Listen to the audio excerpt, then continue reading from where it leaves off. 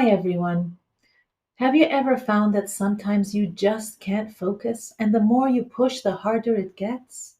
Work leads to frustration, mornings might feel foggy, or you might feel that you're bouncing off the walls.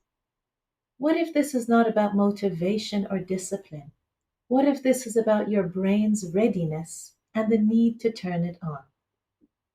Today, we're talking about why movement helps the brain with learning, focusing, and getting all the things done that you need to do. And at the end of the video, I'll share a 10-second question that will help determine which movement is needed, either by you or your child, either calming movements or alerting movements. Movement isn't a reward, movement is a support. Let's get started, and please remember to subscribe for more tips to understand neurodiversity better.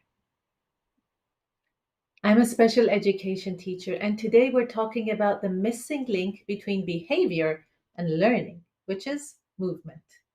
Movement helps the brain switch on, and when we move, we get more blood flow and oxygen to the brain, which supports attention, processing, and memory. But just as important, movement helps regulate the nervous system, which is the part of our body that decides, I am safe, I can think, and actually I can handle this. So a lot of what looks like refusal, fidgeting, shutdown, and arguing is often a nervous system that's not ready to learn. For many neurodiverse individuals with ADHD, autism, sensory differences, anxiety, and more, movement can be the difference between I can't do this or actually I can. Let me try. To simplify this, there are three states that your brain can be in. Number one, under aroused, which is foggy and stuck.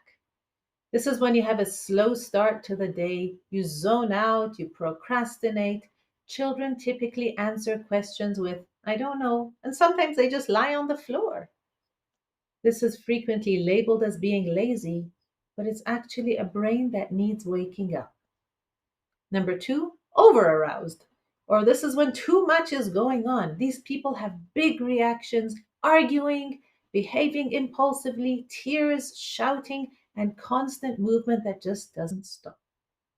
And the third state is just right, which means you are regulated enough to learn or work. You're not perfectly calm, but you are ready. And movement is one of the fastest ways to move the brain from either extreme towards the just right state. So when someone is not ready to learn, instead of forcing it, they need to be regulated first. Now, here's the important part, and the part that sometimes goes wrong, because not all movement works in the same way. Start with these two categories because they work for most people. The first one is the number one regulation tool and the best for calming a nervous system and signaling to it that it is safe. This is heavy weight bearing exercise, such as wall push ups, lifting and carrying a heavy chair, carrying a pile of books, or lifting a heavy laundry basket. In our class, we ask students to carry a medicine ball or a weighted ball around the classroom. If you are wired, angry, impulsive, or emotional, heavy work is often the best exercise and works much better than running around. The second type of exercise helps the brain wake up, connect, and focus. And this involves crossing the midline of the body. So you can do marching exercises or moving your elbow to the opposite knee, cross crawls, or windmills. I will make a video showing all these exercises with more information as well. You don't need a long workout, but you do need the right input. And when you try this at home, please comment and share your experience so we can all learn together. Okay, here's the 10-second question I promised. Before homework, before school, before starting any task, ask, do I or my child need to calm down or wake up? That's it.